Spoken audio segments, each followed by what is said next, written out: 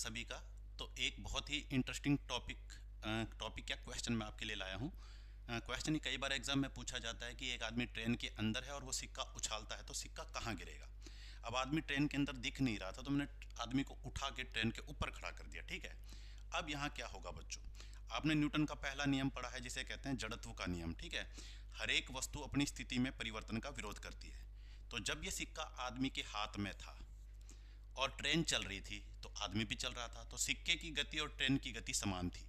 अब जब सिक्का उछाला गया तो ट्रेन की, अगर सिक्का उछालने के बाद मान लो सिक्का मैंने टॉस कर दिया और सिक्का टॉस करके यहाँ पहुँच गया, ठीक है।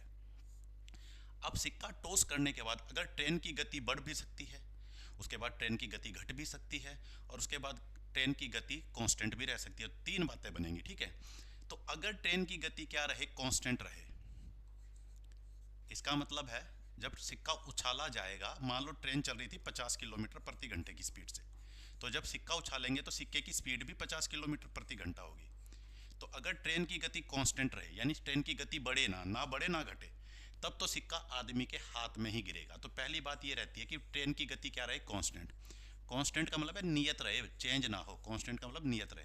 तो पहला कंडीशन ये है कि भाई सिक्का उछालने के बाद ट्रेन की गति आपकी चेंज नहीं हुई, तब तो सिक्का क्या गिरेगा, हाथ में ही गिरेगा भाई। जहां से उछाला था वहीं गिरेगा, ठीक है, हाथ में गिर जाएगा व्यक्ति के। पहली बात तो यह। दूसरी बात, सिक्का उछालने के बाद ट्रेन की गति बढ़ जाए, ठीक है, मान लो ट्रेन की गति बढ़ जाए।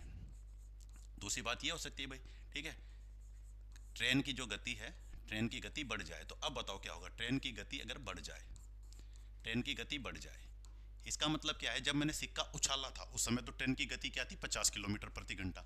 अब जैसे ही मैंने सिक्का उछाला उसके बाद ट्रेन की गति मान लो बढ़ गई है, ठीक है, ट्रेन की गति बढ़ गई। अब ट्रेन की गति होगी 70 किलोमीटर प्रति घंटा, लेकिन सिक्के की गति तो उतनी ही रहेगी जिस समय उछाला गया था।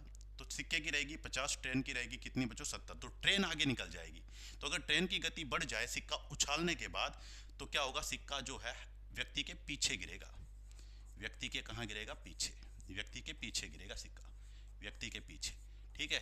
यानी ट्रेन की गति बढ़ जाएगी, व्यक्ति ट्रेन के अंदर है, व्यक्ति तो ट्रेन के साथ साथ आगे निकल जाएगा, लेकिन ये सिक्का जो ऊपर हवा में था इसकी गति जब उछाला था उतनी ही रहेगी। तो ये सिक्का क्या होगा, व्यक्ति के पीछे गिरेगा। दो बात समझ आ गई। अब तीसरी बात क्या हो सकती है बच्चों, ट्रेन की जो गति है वो कम हो जाए सिक्का उछालने के बाद।